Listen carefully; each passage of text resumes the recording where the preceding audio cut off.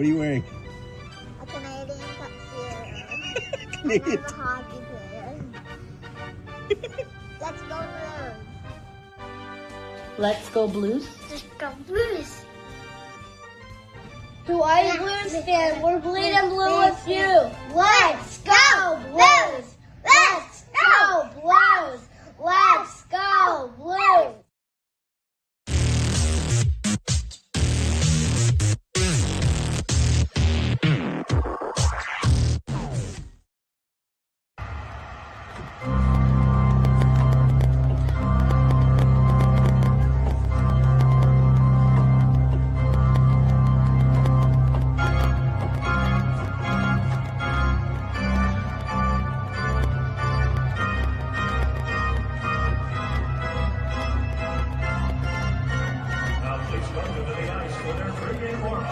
Presented by Scott Credit Union. Yours. Oh my! I didn't want to do the BlueNote Fan Report. Oh my! Ah! Do a Kevin. Holy schmolies! Wow!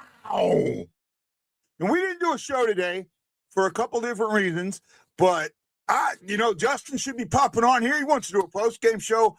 I do too. Oh my goodness. I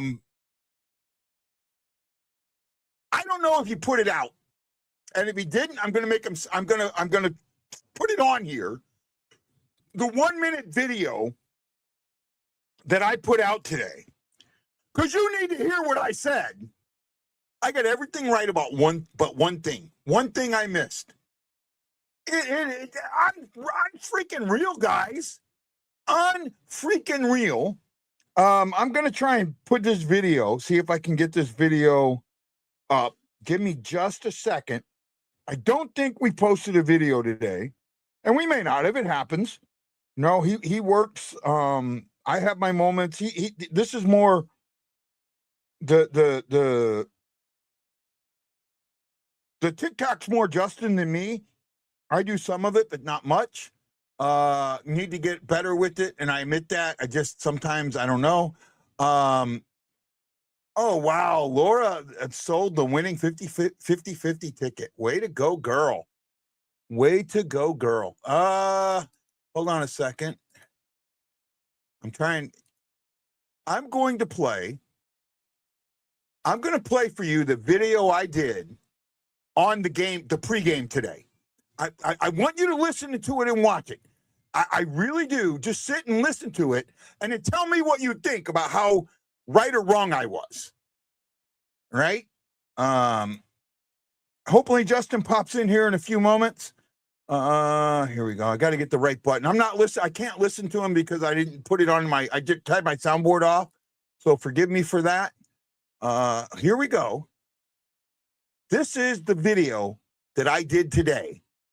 I want you guys to listen to it and tell me what you think. Here we go. Are you ready? Hope so. I think you can hear me when I'm off. Here we go.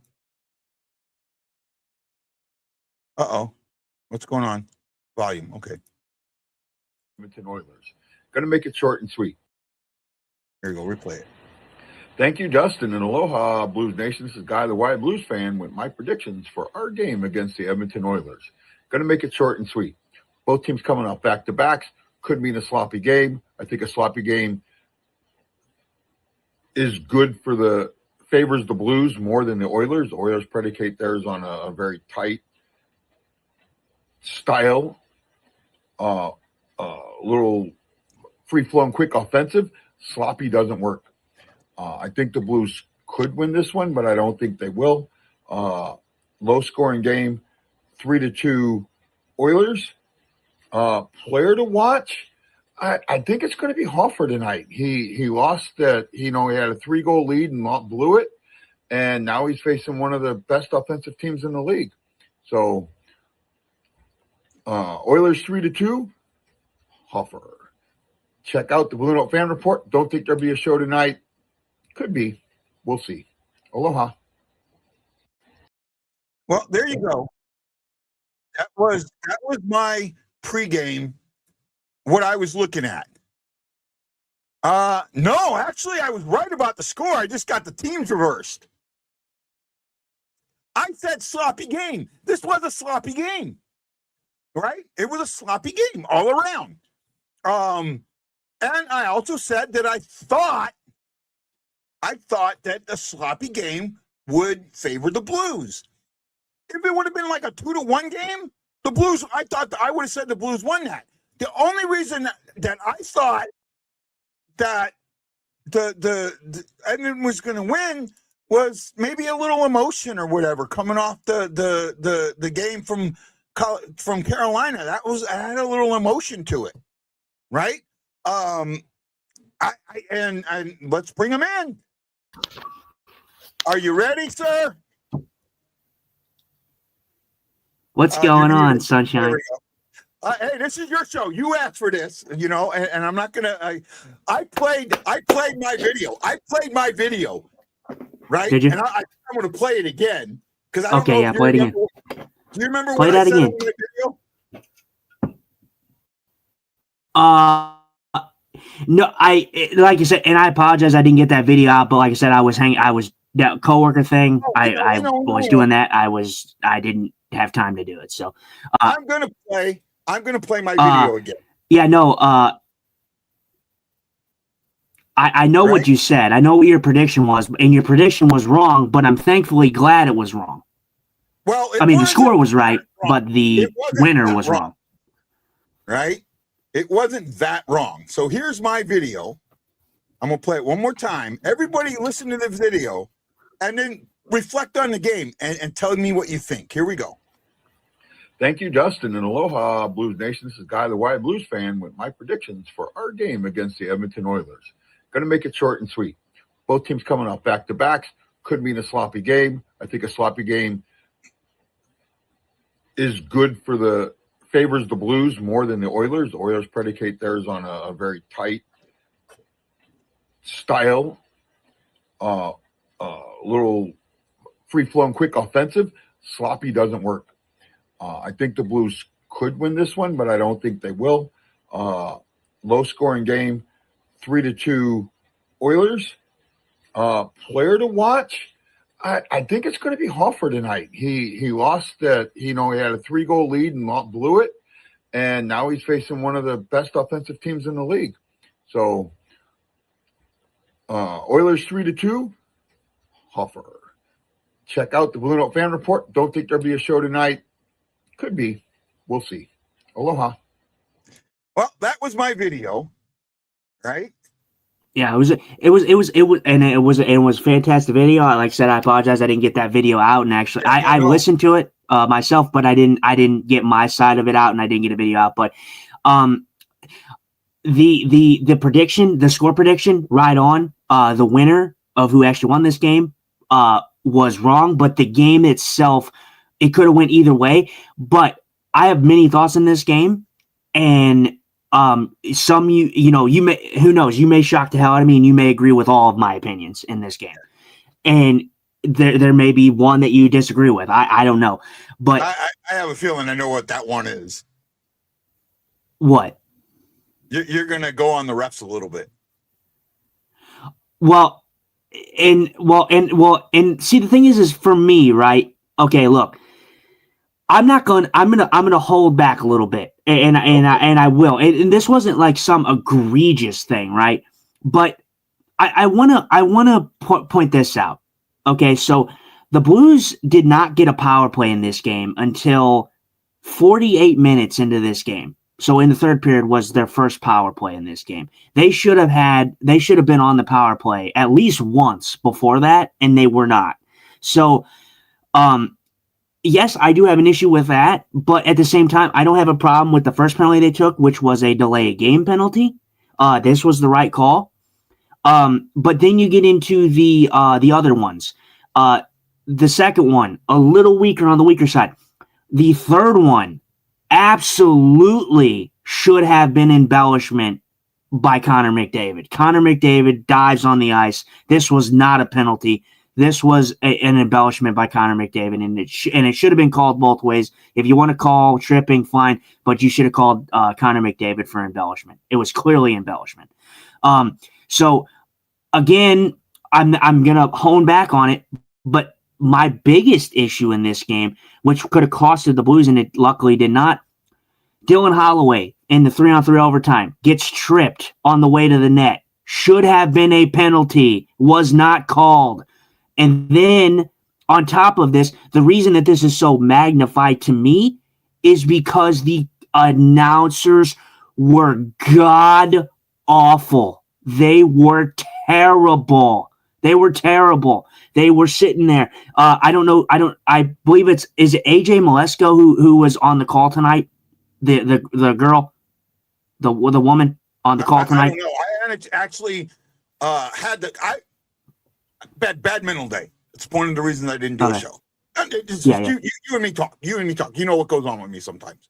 Mm-hmm. So I watched the game. I actually have the game on one TV, my game that I'm playing, trying to get my mind straight on another TV, and then I have the World Baseball Classic on the third TV in the living room. So I was walking between, and I had the volume down on all three of them. Right? Okay. Well, let me tell you something, guy. You avoided a disgraceful play-by-play tonight, and we talk about it. We've talked about this before. The national games are a joke. They're an absolute joke, and I'm so glad that the Blues took it upon themselves to ruin their narrative tonight. And I don't know the guy. I don't remember the guy. I know he's been on the. He is pretty knowledgeable, and I'll give him a little bit of slack. At least he will kind of dive into being unbiased for both teams. But I believe it's AJ Malesko who is the woman on the call. And don't get me wrong. Don't make this political. Don't make this, Justin is against women and against equality. It's nothing like that. AJ Malesko, if that is who this was on the call, is the most biased fucking commentator I've ever seen in my life.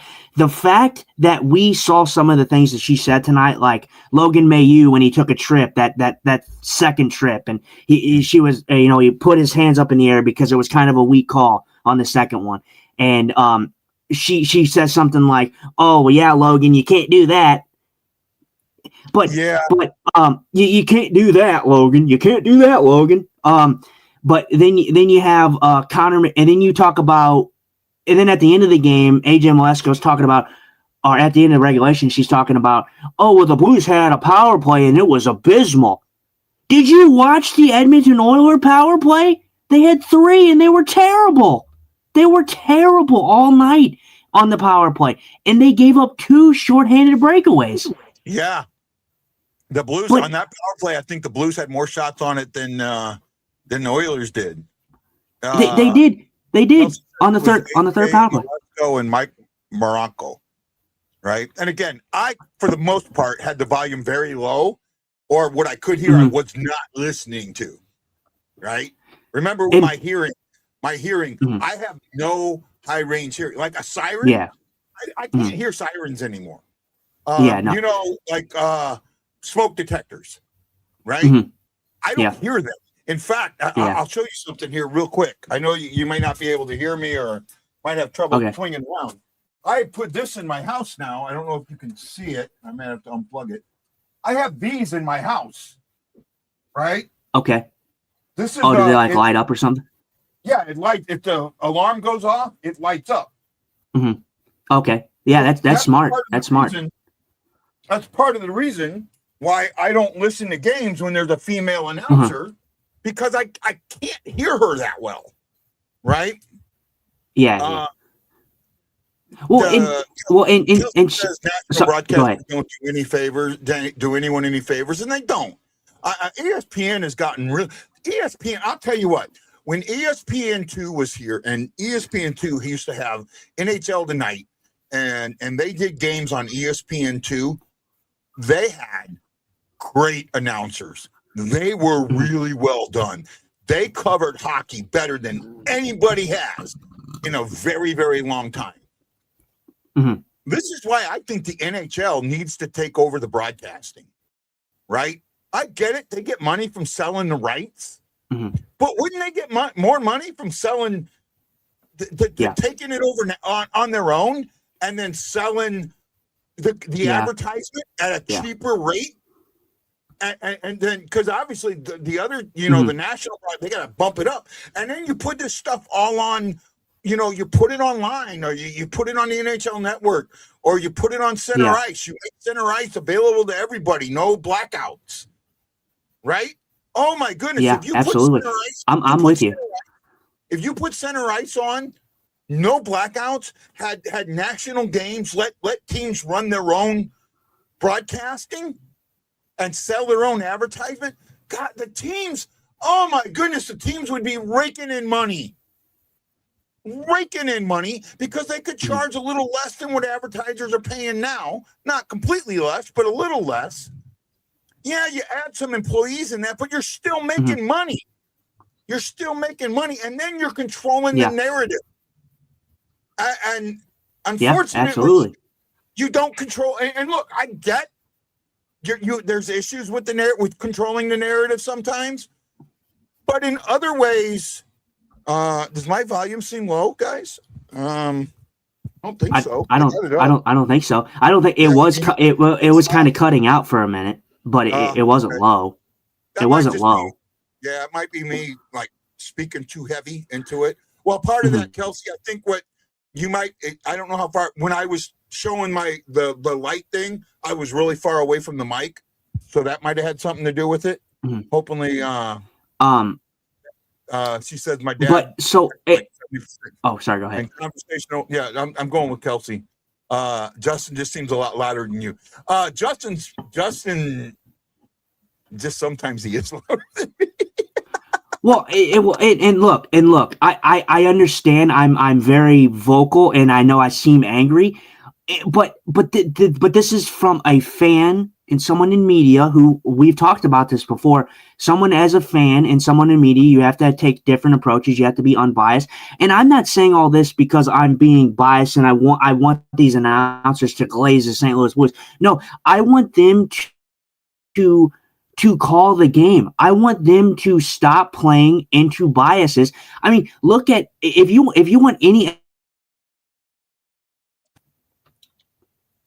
Okay, I'm back. Right? Yeah. Hello. Oh, Kelsey does a podcast too. What Guy, kind of are you podcast good? do you, Kelsey? Yeah, I'm still here. I can hear you. Oh.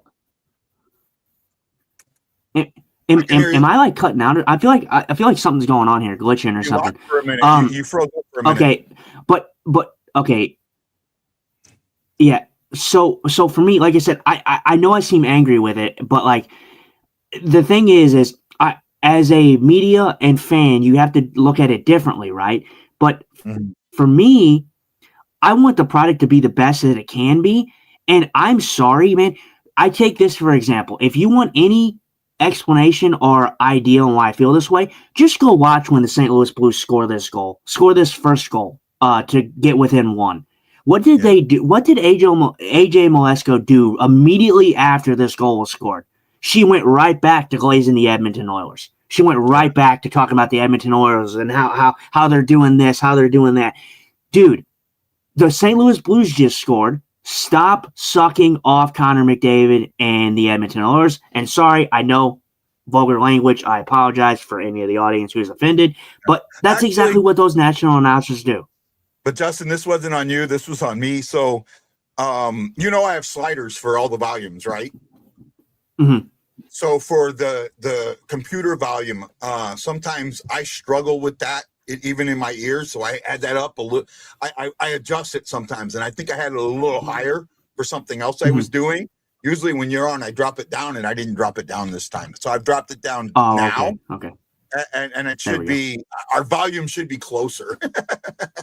Okay. I was wondering what was going on. Looking at the equalizers, our volumes are closer now. Right, and I've got to do that sometimes. Because of my hearing, the way I I got you. By the way, in the World Baseball Classic, the USA is up 5-3 in the bottom of the ninth on Canada. If they can get these 3 outs, they will advance to the semifinals against the Dominican Republic. Tomorrow, Japan and Italy will both play for their chances to go. Nice.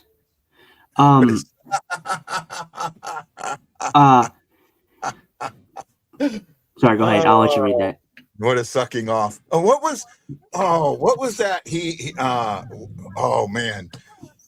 During the finals, he got asked the question. It was so good. Like he didn't know what the word was, and he asked it back. I forget what he did. Audio only, still new. It's just a hobby. They did what? Let's talk about documentaries and docuseries of crazy stuff. You know what, Kelsey? I would come on and do one of those with you if you wanted some help. I like documentaries and I call them biopics, but other people call them biopics. I call them biopics. I really like them. So yeah. And then there's one out there called Who Did What Now from a social scientist in England. I pay attention to her. So anytime you want some help, Kelsey, we're here for you. I'm here for you. I don't know if Justin's into that stuff as much as I am. I think documentaries are cool. It's something that I don't watch very much, but it is a very cool concept, Kelsey, for sure. Okay, go ahead. I know you're reading comments. Go ahead. Yeah, O'Reilly. It says O'Reilly and Petro couldn't help but giggle at Tara Singh. Oh, rub off. What's a rub off? What's rub off mean? That's what it was. They had asked if O'Reilly's work ethic had rubbed off on Tereshchenko. And Tereshchenko looks at O'Reilly or looks at Petro and goes, "What's a rub off mean?" It was absolutely. I mean, if O'Reilly or Petro had taken a drink during that, it had been everywhere because they lost it. And I remember the shirts. What's a rub off? Yeah. Yeah, I just, like I said, for me, so that's one aspect of this game, right? Yeah. And like I said, listen, guy, I know you don't like how kind of out there I am with this, but for me, the Edmonton Oilers are going to do what the Edmonton Oilers do. They're going to make the playoffs. Connor McDavid is just an absolute beauty of a player. I mean, one of the best of this generation and one of the best that hockey's ever seen. And he's going to carry the Edmonton Oilers as far as he can. But the Edmonton Oilers are gonna get carried by, like I said, by poor officiating. And I'm sorry to say that. I know you hate when I say that. They're going to get carried by poor officiating, like they have for the last 2 seasons. And they're gonna make it, and then they're gonna play a big boy. They're gonna play the big boy, and they're gonna end up losing. So they're gonna get carried a lot farther than they probably deserve to be, and then they're gonna lose. So, my take. I don't completely disagree with you, but I'm gonna say this: superstars get calls. It's always gonna happen. Oh, that was a bad call. I'm watching this. They called that third pitch a strike, and it was definitely off the plate, even from the umpires. Yeah, that was a bad call. Yeah, I'm watching it too. So yeah, that's 1 out. So 2 outs away from the U.S. advancing. Ryan Green says I found the video on YouTube. Send it to me, Ryan, and send it to me on Facebook, and then I'll play it again. Right? I would definitely play that again. Yeah. If you send I agree with you though. Right? I agree with you though. I think superstars. Oh, sorry. So, Justin, and I want to finish what I was. I keep doing the squirrel thing, ADHD all over the place. Superstars are going to get calls. I expect that. It's going to happen. McDavid's going to get a call. Mayu, okay, could have been embellishment, yes, but he's going to get that call. And I did hear her say that, or one of the announcers say, he's going to get that call every day of the week. It's going to get called, right? And I get that. But what I looked at was earlier in the season, when those things happened, this team fell apart. They didn't fall apart this time. They did not. They played a fantastic. They were fantastic on the penalty kill. They like I said, they were sitting there and talking about the Edmonton Oilers about, oh yeah, this great power play, I didn't see it. The power play, that power play for the Edmonton Oilers tonight had 3 power plays, and it looked exactly like the St. Louis Blues power play on most nights. Bad. So, they gave up 2 shorthanded opportunities, but like I said, I understand what you're saying. Superstars get calls. I don't necessarily think it's right because I don't. Although that is the case, I still don't sit here and say that doing that is good for the sport. Just because you're a superstar doesn't mean you deserve the benefit of the call. I mean, I don't think that has any bearing on whether or not you draw money or not. Like, just because you draw penalties doesn't mean you draw money to the sport of hockey and the National Hockey League. I mean, you're a good player. You're a good player. You should be noticed by your skill, not the fact that you can embellish penalties and get away with calls. I mean, that's just my opinion. Get that, but it's been happening for forever. Albert Pujols got balls called that were strikes, and strikes that were called balls.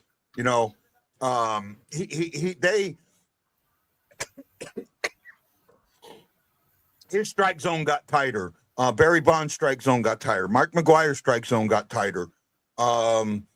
Greg Maddux would get strikes called that were a ball off the plate, right? Oh, I mean, yeah, absolutely. So it was going. That's been happening forever. Forever. Absolutely. I mean, yeah, absolutely. Superstars get, in every sport, superstars get the benefit, the benefit of the call. Yeah. Well, Michael Jordan. I mean, I remember the. I don't know. You may be old enough to remember this. I don't know. Maybe you've heard about it. There was a period where he took a retirement and played baseball. When he came back, the big thing was, I remember him, hey, Mike, there's no handshaking in the league anymore. He still got fouls for that. People, I mean, even though it was no longer legal. What? Sorry. One more strike to go for the U.S. and they advance. Yep. All right. Nope. They're through. All right, there you go. Yeah, the U.S. wins. Oh, yeah. They'll face Dominican Republic on Sunday. And tomorrow, Japan plays, I forget who Japan plays. And then Italy plays somebody. I'd have to look at it later. So those will be the two big games. Way to go, USA. Well, they're going to take a chance to get back to that one more step towards getting revenge on Japan, because Japan won the last one with Nutbar on that team, but Nutbar's injured now. Look, when it comes to the Blues, here, if you want me to tell you what I thought of this game. I definitely want to get your thoughts, and then I want to kind of hit on a few more other points because there was multiple things I thought about this. I'm sorry. Am I like jumping around again? No, you're good. I want to hear your thoughts, and then I'll kind of dive into some of my thoughts. I'm going to show this. The right way. How much does that rub off on you and the rest of the team? What's a rub off means? How much do you learn from that? Okay. I used to sit in a different spot before all the time, like on the side, kind of, and I was kind of team's decision put me in the middle, and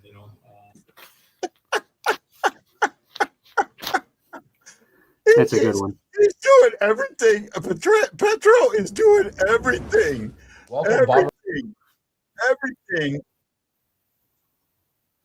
Everything to hold it back. He almost just lets it go. Stephen Glass says on the other side of it, if McDavid feels someone behind him and clear that takes a dive, they should call it. I agree with you. They don't call diving enough. I agree with you. It's to the point where diving is legal. I agree with you. Mm-hmm. Absolutely, Stephen. You nailed it on the head. And like I said, I agree with Guy. I'm like I said, I am so. This is the weirdest thing. I am like so 100% on my opinion, and I'm so 100% on Guy's opinion. I don't even know how that's possible. I guess I'm ranking it at a 200%. So Guy's 100% right, and I'm 100% right. So it's not that I don't think that they do a bad job. I just think that the human element comes into it sometimes, and we don't realize that. Now, I will say, is it possible that prior to games, leagues have meetings and say, this is what they want you to focus on in this game? Yes, it is highly possible. Mm-hmm. Do I think it's probable? Not as probable as possible. Does that make sense? Mm-hmm. Well, no, and I want to say, and I'm not on this. I'm not on the I think that they're like having the refs predetermine like anything like that. I'm just saying that from a standpoint of like you're looking at superstars. Superstars are magnified. So when something like this happens, you have to like. I get it. Superstars get the calls, but I'm with Stephen Glass on this one. Like he just said, that it's become a thing where the NHL needs to start looking at these guys who are known embellishers, and they need to pinpoint them and start focusing on them and start cracking down on the embellishment, because it's becoming a problem in the NHL. Do not disagree with you. Yeah. Do not disagree with you at all. Okay. Embellishment is something they absolutely have to take to heart. I absolutely believe that. Now, my thoughts on the game. Yep. The Blues came into this game after an emotional win, right? And I'm sorry, that win against Carolina was an emotional win. Down 1-0 and scoring 3 goals after the game, after giving up a 3-goal lead and losing 4-3. Coming in tonight, next night, no morning skate, having a player like Dvorsky sit, and I don't have a problem with Dvorsky sitting. He needs time off. I get it. He's a younger guy, hasn't played this many games before, needs some time off. I get it. Absolutely get it. Sundqvist is one of those guys that he needs to be on the ice. I get it. I don't have a problem with that. When they came on the ice, they had this emotion that was pent up, and they struggled with letting it out, to the point where I think they let it out too much in a very tight first period. Second period came, and their legs just hit them. The back-to-back game legs hit them, and it hit them hard. And the fact that they were only down 1-0, that's a credit to this team. I'll tell you, and I don't know, and I said this. I remember saying this earlier in the season when we were going through all this. We were hearing about the possibilities of issues in the locker room. I said that there could be old guard, new guard thing, or kind of like this struggle between how to play Montgomery's offense against all the defensive issues or defensive style you've been taught. Mindset that you've been taught. All right, Montgomery. Who did I say? No. I was just switching your words around. You were trying to say the defensive mindset of some of the guys. Yeah. The defensive mindset that they had for the past 10 years, right? Mm-hmm. To really get into, and I felt like that was an issue. I'll tell you right now, I know it was an issue because 2 of the guys that I felt were more defensive than offensive were Steen and Falk. Mm-hmm. And now that Steen and Falk are gone, look at how these guys are playing. I think in the first, they played very offensive. In the second, they played very defensive. And they played defensive because their legs were not there. Mm-hmm. But they came out in the third, down 1-0, get down 2-0, and don't give up. That's the difference. This team believes that they can play with anybody in the league. And earlier in the season, they didn't. That, my friends, is a leadership issue.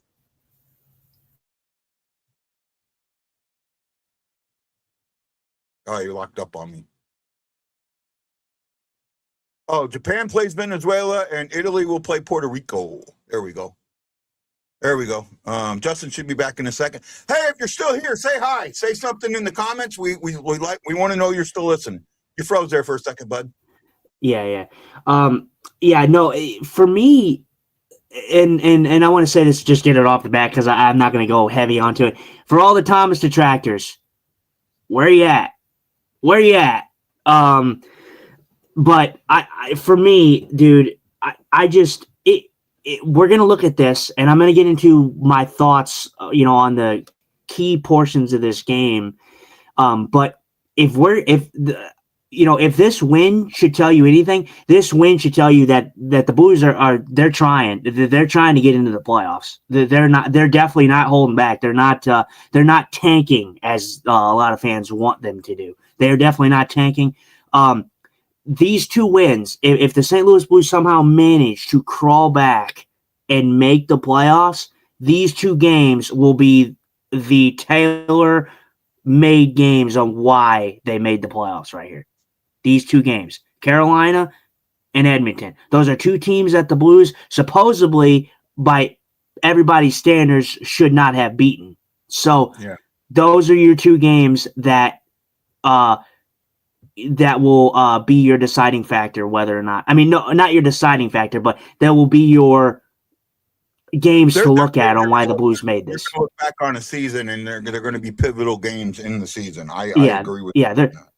Going to be pivotal games, and on top of that, it's not just those two games are big ones because they're teams that we know are good. But like San Jose on the uprise, Anaheim, both of those teams are ahead of the Blues. They played them very well. The Islanders, they're ahead of the Blues. They should have beat the Islanders. This team is undefeated in regulation coming out of the break.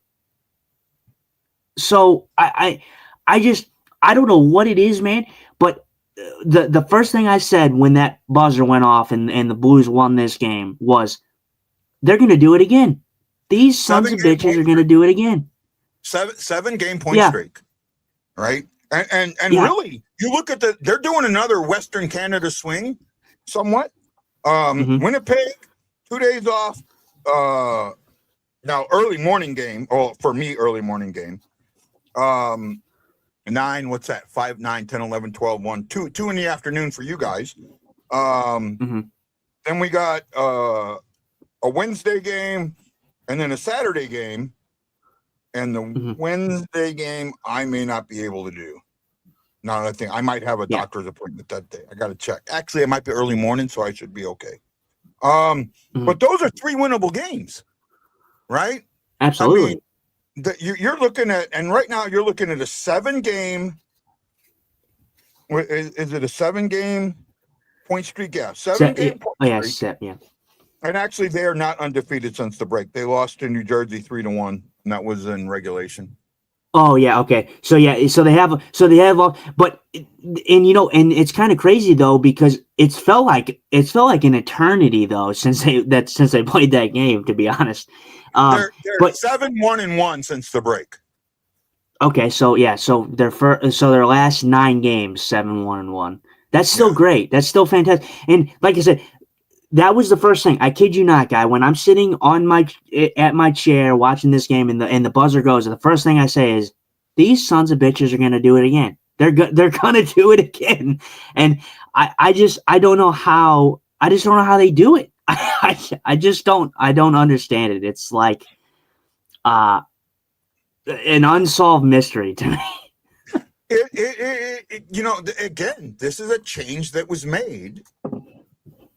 It was a change that is made that has helped the Blues. They're getting a little bit younger. You're seeing it.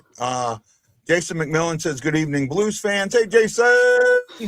How you doing? Jason McMillan says, "Thomas has changed his game and the team has benefited. He drew his first penalty he's drawn in months. It's all about Thomas. He's the head of the snake." And he says he never questioned his ability, Justin. I understand. Hoffer fully taking the starter role? Question mark. This can I go first here because this actually goes into one of my subsections here. So this goes into one of my subsections of this game. Hofer, I've been high on Hofer.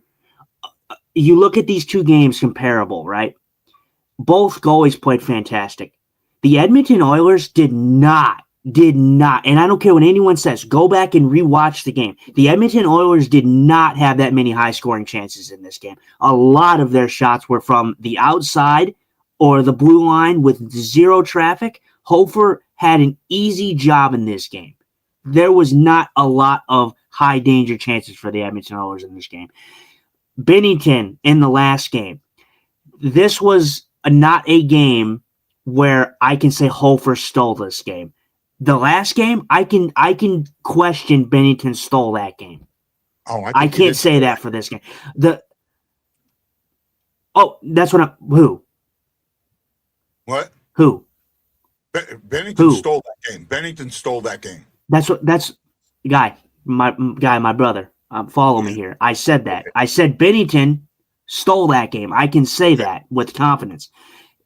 Hofer in this game, although he was good when he needed to be, the Edmonton Oilers did not have the chances that the Carolina Hurricanes had. This was not a game that Joe Hofer stole. It was a game that he was good in, but it was not a game that he stole. The St. Louis Blues won this game on guts, and this was an exhilarating, exciting game. And if you're watching this game, and after the Blues win this game, if you're still on the tank bandwagon after the fact that I think the Blues are now 3 points out after this game, why? How could you be in the tank wagon? They're 3 points out of the playoffs. Yeah. I mean, I get it. You want a high draft pick, but this is actually a good point. Sorry, I don't mean to go in a different direction, but this is a good point. Blues are 3 points out at where they're sitting at with their points right now, which is, I believe, 64 now. 64. Yeah. This goes to a testament of how the league as a whole has been, not just the St. Louis Blues. The Blues are 3 points out of a playoff spot at this late in the season with just 64 points. I mean, that is pretty low. I mean, that's a low number right there to be 3 points out of the playoffs this deep into the season. Well, it just shows you how much parity there is. This season is an anomaly, I think. This is why I call this season an anomaly, because it's not just the St. Louis Blues that are finding this season very, very weird. Hey, so Justin, that's just my thoughts. Here's something you don't hear very often. Jason McMillan says Justin is right. Oh yeah, you're right, Jason. I don't hear that often, man. Thank you. Guy doesn't reassure me very much. So give me a second. I gotta unfreeze me. You can hear me, right? You can hear me. Yeah, I can hear you. Yeah, I can hear you. Yeah, but my video is frozen, so give me just a second. See if I appreciate it, Jason. Guy doesn't reassure me on that sometimes. you know I'm joking, right, bud? No, I know. Well, and it's true. I don't usually hear a lot of, "Oh, you're right," but and that's fine. People have their different opinions, but for me, this game solidified to me that Jesus Christ, they might actually do it again, and that's just scary to me. The fact that they trade off the pieces, you're expecting the Blues to not tank. I didn't expect them to tank, but I don't expect them to go through a rebuild. Trading Shin and Falk was not a rebuild. It was a retool, a replacement, like we talked about. It was a tool replacement. I think it was more of a tool replacement. Yeah. Right? Yeah, exactly. So Kelsey Mack says, I'm sorry, Hope is a heartless bitch, but I love her too. Look, when it comes down to it, how many times, Justin, and I'm going to throw you under the bus here a little bit. You ready for this? Mm-hmm. And now I know you're not a tanker. I know that. And in fact, I'll give credit to Blues hockey memes because normally I don't like anything they put out. But they came out and put out some anti-tank stuff. And I was like really happy they did that.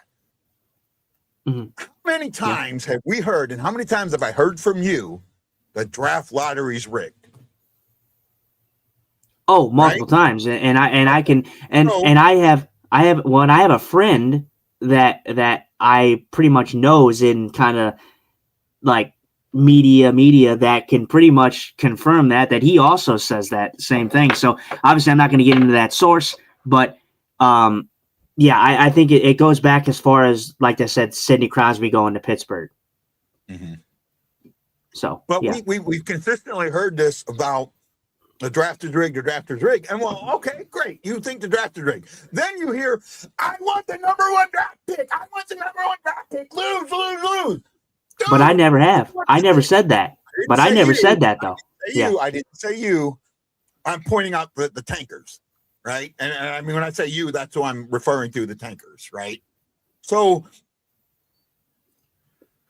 this, and I have said this, how many from Justin, what did I say after game one in St. Louis? Did I or did I not say this is a good team playing badly?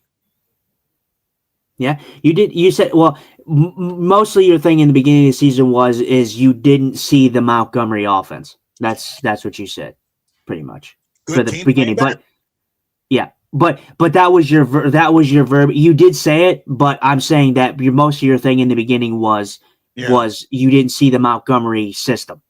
Yeah, That was your thing. And and the last since the break, since the break, and even since the trade deadline, I think you're seeing more and more of the Montgomery system sleeping in. I feel like Shen, too many two-way guys on this team, and too many guys that want to play two-way, right? Mm-hmm. I do understand now. Who was it that brought the draft lottery in? I think it was the NBA that started it with the draft lottery, right? Because the NBA tanking was really bad in the NBA. Mm-hmm.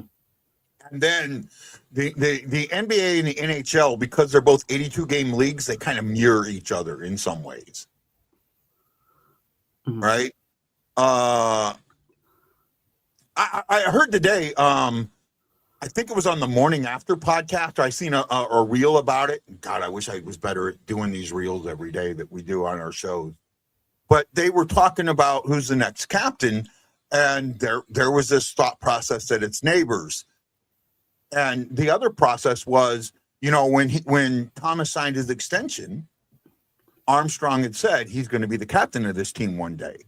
Well, you could look at that as a promise to Thomas that he's going to be a captain. Now, if you don't give him that captain, are you looking? And I'm bringing this up when I don't completely believe it. Are you kind of looking at what could be a Tarasenko type thing? Right. I mean, you could. Well, and I'm going to bring up what we saw on social media, how Thomas said that he was never approached by the Blues about waiving his no movement clause, and nor did he want to ever leave St. Louis. Nor did he ask for a trade. And I believe that. I do. I don't look. I get it. I've come on this show and I've said the one issue with Robert Thomas is his attitude, like his attitude of like hanging his head, raising his head and being frustrated. That is something he's got to work on. But I can't, that could just be kind of like you got to remember who this kid learned from. He learned from Ryan O'Reilly, and I love Ryan O'Reilly, but Ryan O'Reilly was the same way, and he is hard on himself. And although I do agree with Guy that that's not the mindset that a captain should have, where you're just blaming yourself. But I've seen Robert Thomas speak. He's not a guy that is pretty straightforward like that. Ryan O'Reilly took a lot of the blame and just put it all on his shoulders. Robert Thomas is not really that guy. Yeah, I don't think either. He does put it on the ice and he does show the frustration, but I think it's just because Thomas is a competitor. And he wants to win. He knows he's a good player. He knows that, I just missed that shot. Damn, I'm frustrated. And I understand it. He can hone it in a little bit better.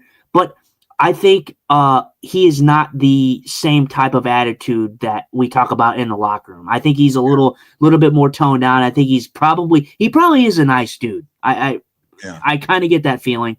He's just kind of hard. He has a hard shell. I think he has a hard outer shell, but I think he has a soft inner edge to him.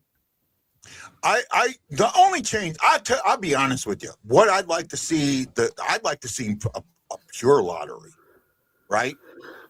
Pick them 1 to 16 all the way down.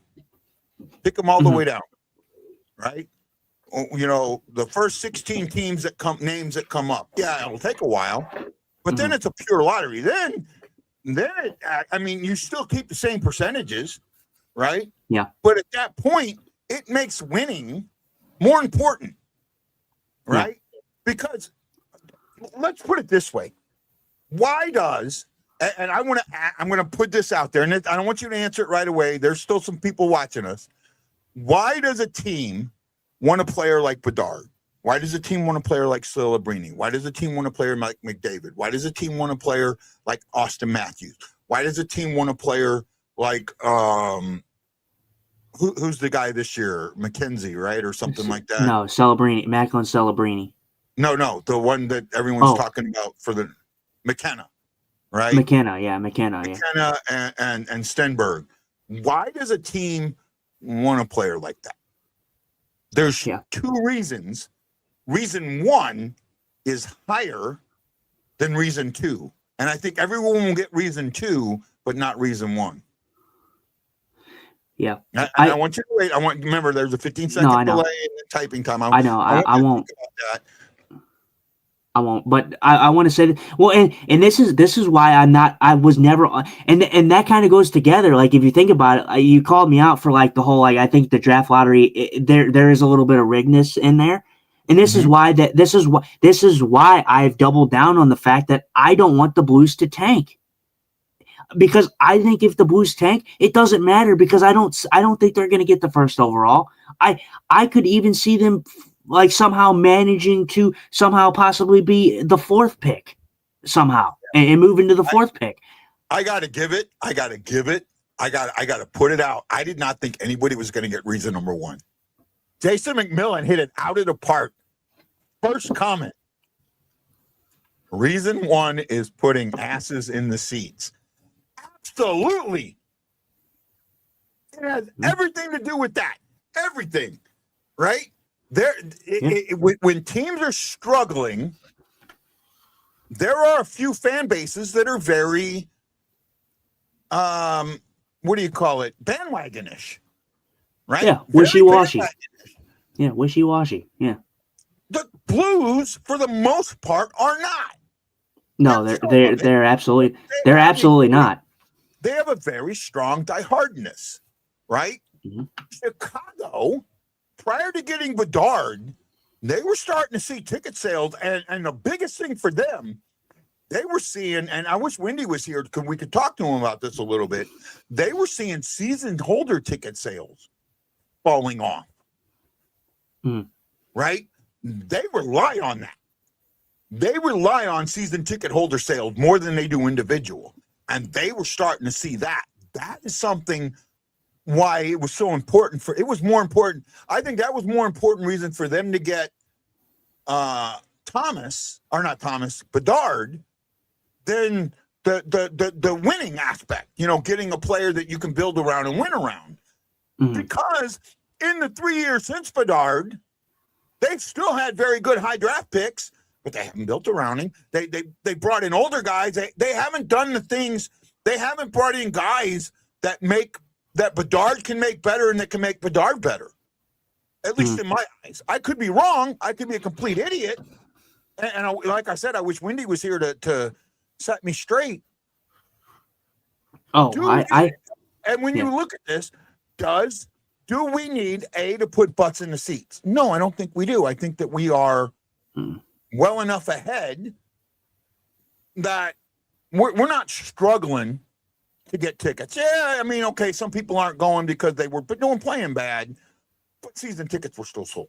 Season tickets are going to get sold next year.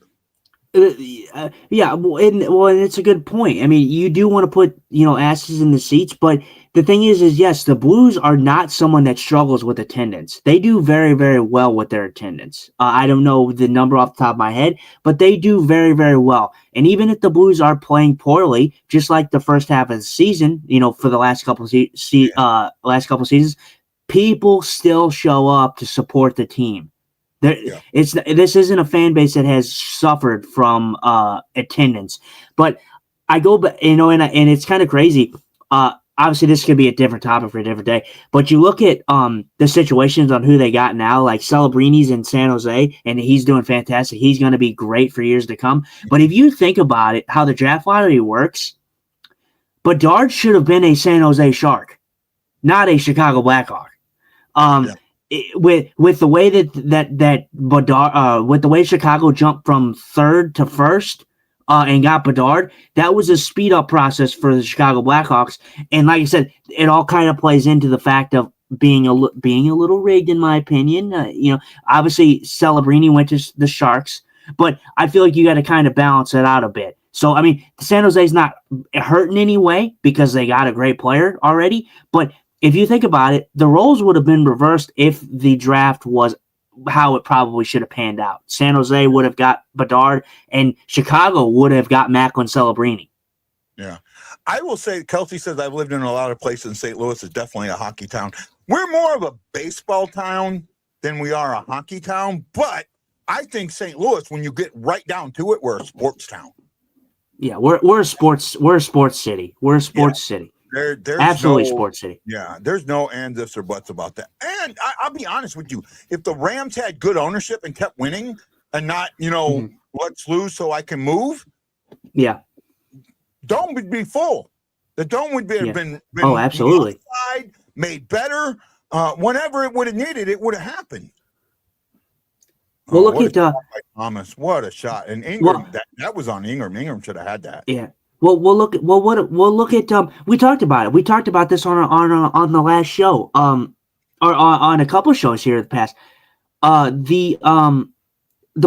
St. Louis is a destination city. I think St. Louis is in a destination city standpoint for sports for the most part. Something that may upset you a little bit.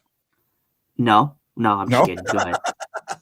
I like that. No, you said that on, and you said some things to me personally, and I get it. And this might go into that statement a little bit, but when you said that on somebody else's podcast, I was like, motherfucker stole my line. I know what you're talking about, and I'm pretty sure I might not have said it, but I do remember saying myself and Guy talk about this. So I don't know if I did it for that thing per se. I'd have to go back and rewatch it. But yeah. I did answer some questions and say, well, on our show we talk about this. I know. And you know, I'm saying this half jokingly, right? Mm-hmm. Yeah. Okay. It was because Destination City that came out of my mouth first. Yeah, and I'm not trying to be an egomaniac here. I'm not. I'm just saying that's something that came from me and it was built. I built it, and it's not being an egomaniac. But what I did take out of it. Now, this was the other part of this that I took out of it.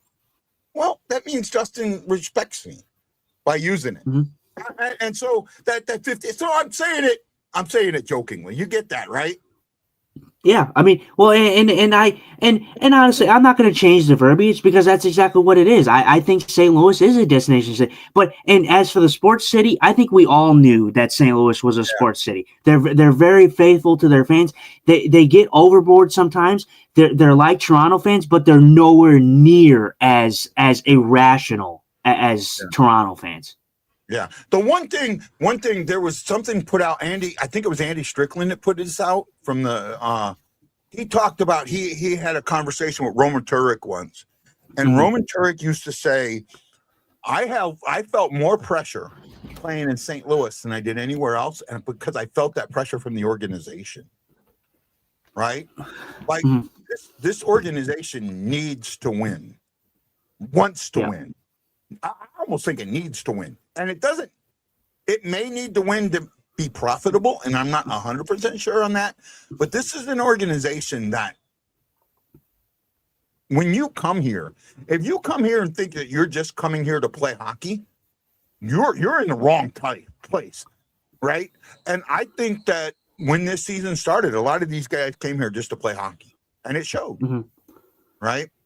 And it showed, now, I want you to understand something, Justin, real quick, right? I just bring that up for a couple of I bring that up about you saying, what I'd said. I bring that up for a couple of reasons. One is, okay, yeah, I was hurt. But at the same time, I go, you know what? He respects you. He gets over. And that's what's so good about you and me right now. That's what I wanted to bring up, that we do respect each other. That when we argue, there is some respect.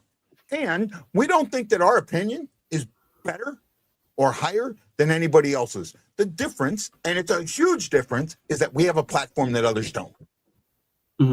Right? And that's why, for the most part, I always try and show comments to give them help in that platform. Right? And that is the strength that I try and give to people. I went to a Jets versus Bills game in Toronto. When the Jets won, they countered with "Go Leaf" chants. Yeah, and I know, and for me, I'm not I don't hate Toronto. Like, don't get me wrong. Like, this is not like I know I took a shot at Toronto fans, but Toronto fans are they're very irrational at times. St. Louis fan, and like I said, I love their loyalty to their fan base. That's the thing that I love about it, because that's the same thing that St. Louis fans are. They're loyal to their fans, but the St. Louis fans know how to corral it in a respectful manner. Toronto fans, not so much. Yeah. No, I get it. I get it. And, so me and Justin, yeah, we argue. Yeah, we go at each other sometimes, but it is all done out of friendship. At the end of the day, I mean, and we text each other almost daily, right? And you text things that you throw darts at me, I throw darts at you. But when the end of the line, we come together here and we're on the show and we're not like, okay, we forget about it. And that's what, that's the good thing about it. And that's what I hope continues.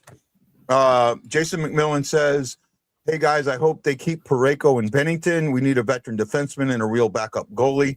Ooh, that's like a shark. Well, first of all, as long as Bennington is here, he's your number one goalie. Now, is it Hoffer's net? At the moment, I say yes, but it's slipping. Again, one game on each guy. Hoffer's lost the 3-goal loss, and it wasn't on 3-goal lead loss. That wasn't really on Hoffer. He did let in a soft one on there, but it really wasn't on Hoffer. There were some other things that happened in there. The defense gave up some stuff, and that defense let Hoffer down. I'll admit that. But I do, and this was something that I was going to mention earlier. What you're seeing right now is why I maybe don't trade Bennington at the draft or in the offseason, right? Unless I get blown away. Yeah, I mean, I can definitely see it. For me, like I said, Jordan Binnington, he won a ring. He has a ring. He has a cup. Hofer will not be the number one on this team until Jordan Binnington is no longer here. There's no reasonable reason for me to say, although the seasons, Binnington has, he played an absolutely fantastic game against Carolina. He's not a bad goaltender. We all know this. And the stats show that Hofer's, it's his net, but Hofer's net doesn't mean that he's the number one. You can't say that a young kid in Joe Hofer is the number one over a Stanley Cup winning goalie in Jordan Binnington. It's just not a thing right now, at least. Now he's getting there. Dr. Detroit says St. Louis, Colorado, first round. It could happen. I think if it does, it's Colorado in 5 or 6. I know Justin thinks it goes 6 or 7. Actually, I think it's 4 or 5. I take that back. 4 or 5. Well, I didn't even tell you what it would be, but I appreciate you putting that in. 6 or 7, right? No, I think max you'd see 6. Max. I don't think it goes 7. I think. But the thing is it's all subjective, because if the Blues, what did they say about the playoffs? If your goal, all you need is a goaltender that's hot. If you have 2 goaltenders that are firing on all cylinders, dude, anything can happen. Anything can happen. I mean, look at 2019. Yeah. So, I mean, anything can happen. One problem with having that is when you have 2 goaltenders that are hot, who do you start and who do you don't? Because you can't. Oh, absolutely. In the playoffs, it's got to be somebody's net. Now, what we've seen happen before, we've seen this with Husso, right? They started Husso. Husso lost 2 games against Minnesota. They put Bennington in, and Bennington wins the next 4, right? And then Bennington plays very well against Colorado and probably should have beat him until somebody who I will not name falls on his leg and takes him out, right? Yeah. Yeah. Sorry. Go ahead. Reed. It said it almost seems competitive right now. They're both proving they deserve their time in goal. Yeah, absolutely. Yeah, absolutely. Yeah, they're both playing, and that's what you want. This is what you expected from the goaltending tandem from the beginning of the season. And if this was the goaltending that we got from both guys in the beginning of the season, I don't think the Blues are in this position where they're crawling for a spot.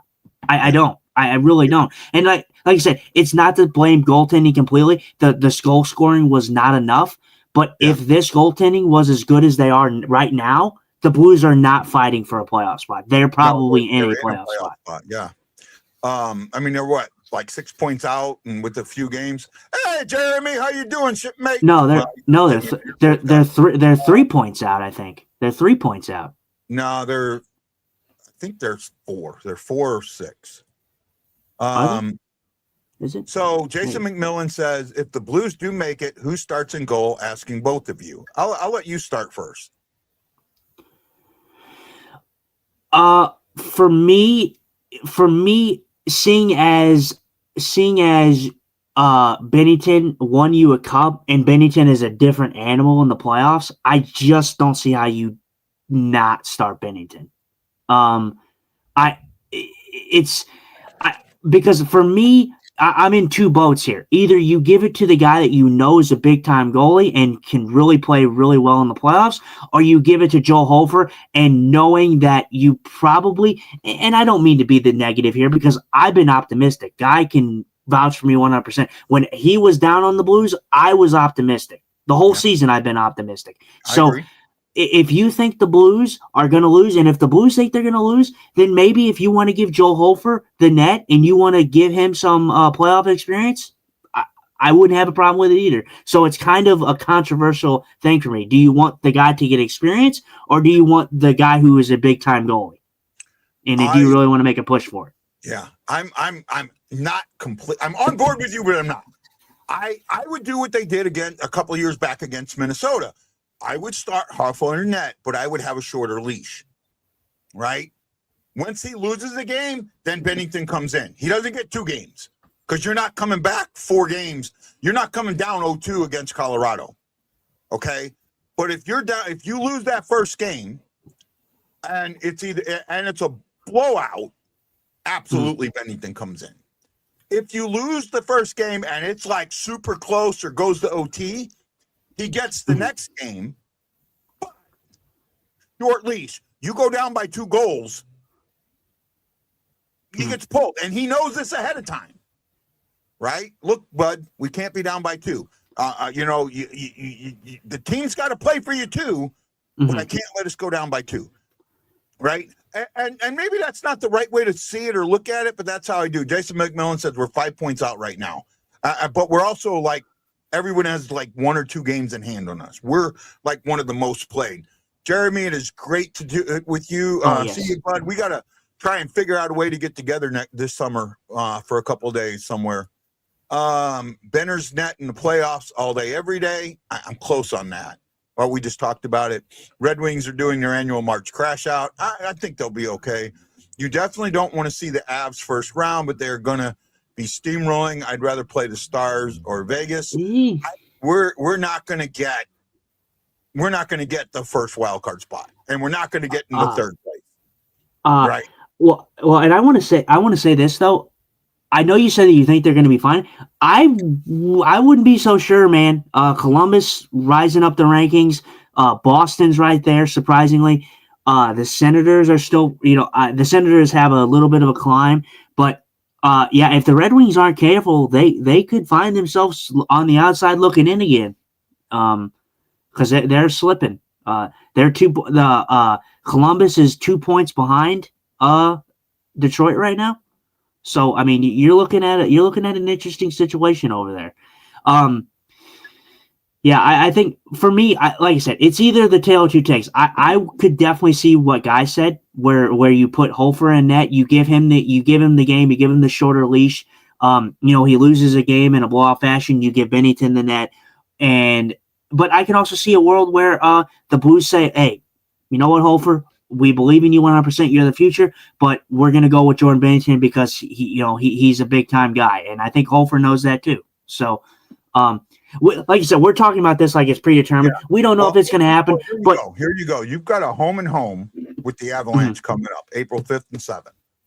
You're in their building on the 5th. You're in our building on the 7th, right? That's a Sunday, and they're both late games. Well, the Sunday's 8:30 Central Standard Time. The Tuesday game's a 7. Central Standard Time. Mhm. So it's on the Sunday game is an ESPN game. If and this is the if the Blues are still in a playoff hunt, whichever goalie starts those two games, that's your playoff goal. Mhm. Right? Man, I'll tell you what though. Yeah, go ahead. Go ahead. No, go ahead. Go ahead. If they split it, then you don't plan on making the playoffs. Right? And it doesn't matter who loses the first one unless it's a blowout. But to me, right now, it'll come down to those two games and where you're at after you face the Ducks on April 3rd. Mm-hmm. That Friday game. I'll tell you what though. I just was saying. I'll tell you what. I get this NHL schedule, but man, I hate that we have to play the Avalanche. So, like, because especially it does create the rivalry aspect of things in the playoffs. But God, I hate having to play the Avalanche back to back so close to the end of the season, especially if the Blues are going to be in the playoffs to face the Avalanche. I don't like that the Blues are going to see a lot of them if they end up making it. But Jason asked, if they don't make the playoffs, who do you want to see lift the cup? Oh, that's a the team I want to see lift the cup. You would probably call me a complete freaking idiot.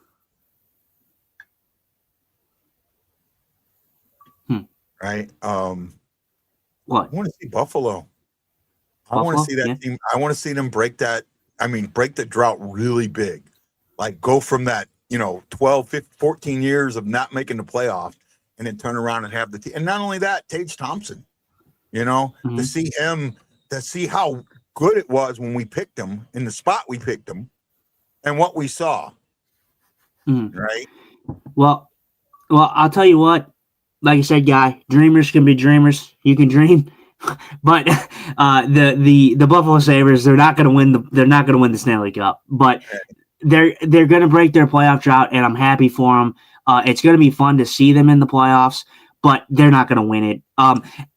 But the question was, who would you want to win? So who would you want to win? Yes, Buffalo would be great. For me, I'm going to go with. I'll be honest. Who do I want to win? If I'm to choose anybody right now, I want the Carolina Hurricanes to win the Stanley Cup. I'd be somewhat okay with the Hurricanes winning. For me, I don't want to see the usual suspects, right? I don't either. Edmonton's had their chance. Tampa Bay's won their cups. Hurricane has a cup, but it's been a while, but they've been there. They've been there. I want to see someone that, like Buffalo, hasn't won a cup, like Minnesota. Oh, you know what? Yeah, that's a good one. I want to say that. So obviously the usual suspects, but like Carolina hasn't made it to the finals or whatever. But I would love to see them win it. And although I've been harsh on the team, Minnesota would be very cool to see win. I would be okay with them winning. Utah's an interesting one. Utah's not going to win the cup, but if they're in it, hopefully they give somebody a run for their money, but I don't see Utah making it very far. I think they'll probably be a first round exit. They'll just get that playoff experience and then probably be done. But I think there's a bunch of teams.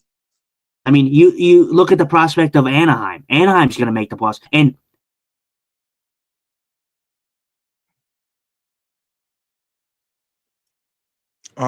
well, he froze there. Oh, there you go. You froze for a second. Good. I was saying, and I love the prospect of maybe Anaheim, a team like Anaheim doing it. But see, the thing is Anaheim's not going to win it either. But this goes to show you how bad I think the Pacific Division is. The Pacific Division is led by the Ducks, and they lead that division by 75 points. With 75 points.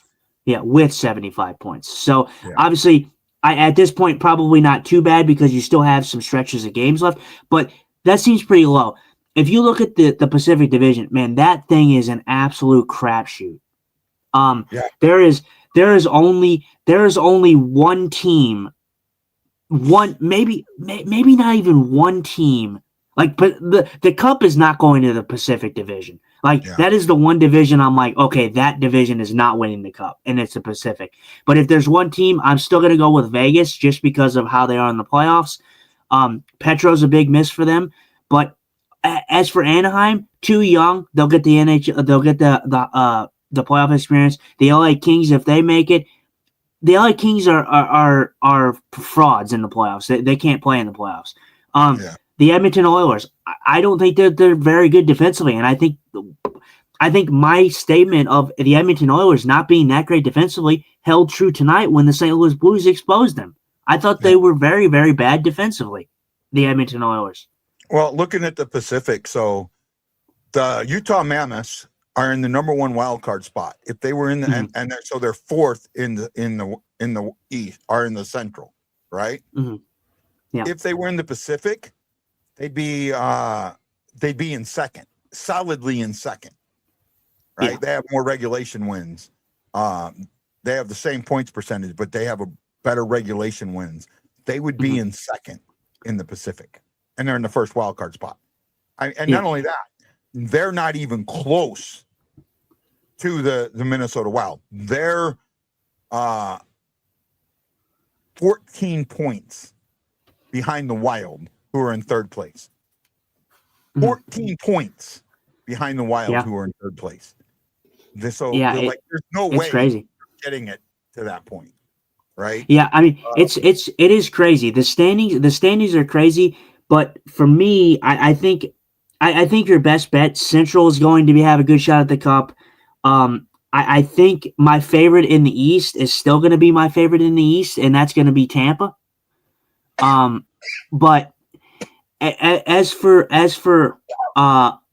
excuse me, my front runners, your two. If I had to pick 2 from the East and 2 from the West, who would have a possibility of winning, it would be Carolina for me, and it would be Tampa over on the East side, and then it would be obviously Colorado and Dallas for me on the West side. And the reason I left out Minnesota, although it would be cool, the people that are strapping the jetpack to Minnesota so quickly, they need to stop putting the cart before the horse, right? So Minnesota has not made it out of the first round very often. And they made it out of the first round, once in 9 playoff appearances in 10 years. So let's not act like the Minnesota Wild are some juggernaut just because they, acquired a great defenseman in Quinn Hughes. Yeah. It'll take a lot more than just Quinn Hughes for Minnesota to overcome their playoff woes. Yeah. Right. I'm with you. Well, we're going to end this here shortly. One last thing we need to talk about is the suspension, the hit, the knee on Austin Matthews. Well, now I've seen someone say that he was out for the year. I thought he was going to be reevaluated in 2 weeks. So it's a level 3 MCL tear, which is and a leg contusion. Grade 3 MCL tear. So now they're saying to miss the remainder of the season. He's out for the remainder of the year. He's out. I thought he was going to be reevaluated after 2 weeks. Yeah, no, he's done. He's done for the year, and honestly, at this point, just let him rest. Go to the offseason. Toronto's not making the playoffs. Get Austin Matthews some rest. Hopefully, he gets better quickly. But they're in dead last in their division. Toronto, they pretty much have a 0% chance of making the playoffs. So no reason to bring him back for pointless games. Toronto's they're 10, 11 points out. They're not making it. No, they're not making it. No, they're not making it. But like I said, let's talk about, because I was actually going to bring that up before you even said something, or you said something, but I was going to bring it up, but you beat me to it. So, well, sorry. So no, you're good. The guy gets 5 games, which was the most you could have having the type of hearing he got. Matthews' agent came out blasting player safety and said player safety should be suspended. Guy's not wrong. I'm sorry, he's not wrong. I agree. This was sorry, I don't mean to cut you off. This was an egregious knee on knee penalty. This should have got way more than 5 games. Yeah. This was okay. I want to bring this full circle, and I want to say what you said, and I want to say what Jake said, or Jake. No, McMillan. Sorry. Puts the asses in the seats. You lost the star in Austin Matthews, although Toronto fans are loyal, so they'll show up anyways. But still, you lost a great player in Austin Matthews, and this was a very, very blatant, bad knee-on-knee collision. And Radko Gudas is not some amateur when it comes to this. This is not the first time he's been in a situation like this, where he's purposely injured a player. And again, it goes back to the consistency. Where is the player's safety stepping in and helping these guys be safe? Yeah. Gudis is the guy that took out Crosby in the Olympics, right? Kelsey says it's past your bedtime. Thanks for the good vibes. Catch you next time. Anytime, Kelsey. We'll be Sunday. I can't promise I'll do Sunday's game. I'm going to try. It's 8 a.m. for me, I think. Here, I got to double check on that. Let me look real quick. I mean, well, and we can. I mean, if we wanted to, also we don't even have to watch the game. We could watch the game, but we could do a post game like we're doing now. Yeah, it's 9 a.m. So what I think we won't do, if we come on, we'll come on. We won't do a 30-minute pregame, right? We'll come on maybe like 8:45, 8:50 ish. And then do the game, or we'll do like we did today, just do a post game. It all depends. I don't know if there's something else family related I need to do that day. We are going through a tropical storm here. So it's been raining really, really heavy. We have flood watches. We have a lot of issues with that. And it's supposed to go all the way through next week. So that's kind of the issues that I'm dealing with that here. So with that, Justin, I think it's time to say goodbye, man. And we did an hour and a half show. We didn't even plan on doing a show. Did you finish? I feel like you were talking about something, but you didn't finish what you were talking about. I felt like there was something we were talking about, but no. I guess there wasn't much to say on it. The hit and everything, but it was an egregious knee on knee. It should have been longer. It shouldn't have been a phone hearing. It should have been an in-person hearing, right? It should have been a video, and they can do an in-person by video, by Zoom, and that's what it should have been. Yeah, right? I absolutely, and like you said, I absolutely agree. I think, like I said, they got to do a better job, man, of keeping these players safe, man. There's too many times where the repeat offenders get away with way too much, and they continue to go out and do stuff like this because they get away with it, because they know they're not going to get punished for it. I mean, he got punished for it. He got 5 games, but I mean that's a piece of cake for what Austin Matthews has to go through. MCL, right? MCL tear, and he ends his season. So I do think that if you injure a player, right, with something like this, an intent to injure, or something that comes out that way, you should have almost a dual suspension, right? You should have a suspension where you lose your paycheck, and I get that, his pay, and then you should have a suspension where you don't lose all your paycheck, but you should be out as long as the player you injured is out. At least that year. I mean, if you take somebody out of his career, then it's harder for me to say that I agree with that. But if it's for seasonal, like I think if you hit a player, and it's thought of as an egregious hit, you get the maximum that the CBA gets you, and then you actually, as long as that player's out, until that player comes back, you're out. But here's you can get some of your pay. Let's say you get 50% of your pay, and the rest goes. But the other thing is that while you're out, your cap hit stays. Right? Mm-hmm. They can bring somebody up. But your cap hit stays. So I'm following you here on this one.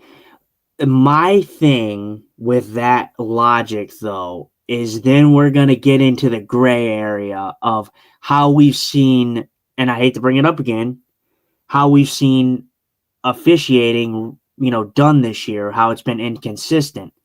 If you're gonna do that, and that's fine. I actually don't mind that logic. But then you get into the gray area of, was it intentional or was it not? Yeah. And then you're gonna run into a whole other shitstorm where there's gonna be something that happens that clearly was intentional, and they're gonna deem it was not intentional, or vice versa. So, although I love the logic, I love the outside the box thinking. I'm just thinking of just the simplistic stuff now that they can't even get consistent. Oh, so I agree. Imagine if they do something like that. That's gonna be like opening a new world to them. So, but no, I love the logic. I loved it, but that's just my thoughts on that. I'm not saying that there's issues with it. I'm not saying that there's stuff that needs to be worked out, especially with the NHLPA. They're almost never going to buy it. Yeah. Right. But the other thing that I think should be done, instead of the maximum fine being a dollar amount, like a $5,000, I think it should be a percentage amount. Right. Like you can fine a player up to 5% or 10% or 2% or 1% of his contract. Right. That way you're really, a $5,000 fine to a guy making $7 million a year. He's not even that's lunch. Yeah. I don't like the fine. I really don't like the fine. The fines are interesting. They, like you said, I'm with you 100%. They need to find a way to where they stop giving out these cookie crumb freaking fines. That's not going to do anything to these players. You need to make it to where this needs to stop happening in the league as much. You take 5% from a player. Now you're talking about something that hurts. Yeah, right? Absolutely. I think you should. I think you absolutely should, because then players who may be okay with doing it now will not be that okay with doing it, because then it'll be more of a loss for them in the end. This is the way I would do it. Now you can't. First fine, you take 1% for 5 games. The max fine is 5% for 10 games, because you can't take 5% for the whole season. That's just too much. Yeah. But you take it out of the game check, and you get to a point where you can get that number higher, to where you can go up to 50% for 20 games. For agreed, or you get to the point where you're when you're suspending the guy, he loses his whole paycheck for that period. But you start making it hurt. That's how you take it out of the game. Yeah. You make it hurt. If it doesn't hurt, it's not coming out of the game. You know what's crazy? It's crazy now that as fans and media, we can look at a play and we can say, "Oh man, that was absolutely egregious and that was horrendous and that looked terrible." With this knee on knee, this was obviously blatant. This was so obviously intent to injure here. But I go back and I look at, I don't remember who the player was. You remember when the guy, and this was over the line. This was back in the day, man, when hockey was just absolutely just going nuts.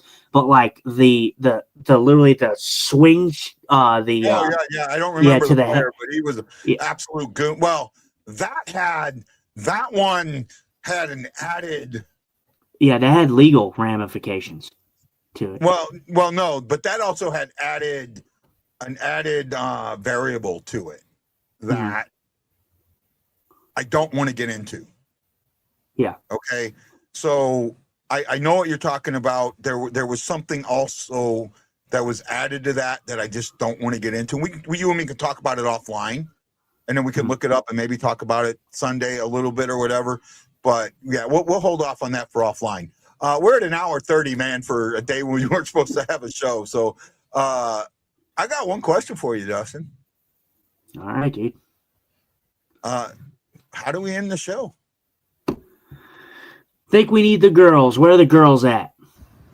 What are you wearing? A Canadian tuxedo. And I'm a hockey player. Let's go Blues. Let's go Blues. Let's go Blues. Let's go Blues. Let's go Blues. So now I have to ask, the Blue Note Fan Report's favorite question is, are you ready for the question? Yes, I want to know. Everyone out there, are you ready for the question? Justin, are you ready for the question? I'm ready for the question. Who's late for dinner? Where are the boys? Where are they at? Hawaii Blues fan, we're bleeding blue with you. Let's go Blues! Let's go Blues! Let's go Blues! This is Guy, the Hawaii Blues fan, for my brave co-host, Justin Eagle Eye Scott, saying thank you for watching the Blue Note Fan Report on this impromptu evening. We love you. We thank you. We appreciate you. We respect you. Big old thank you to Jeremy Brander, Chris Thompson, Jason McMillan, Norm Keller, Edward Lusick, Kat Dieterman, Mom, E. Guido, Stephanie Broski, and Aaron Nels for putting them thumbs in the air like they really, really do care. We will see you next time on the Blue Note Fan Report. This is Guy and Justin saying aloha and mahalo. And you know that I am bleeding blue with you. And as always, Thomas haters, this is for you. Let's go Blues.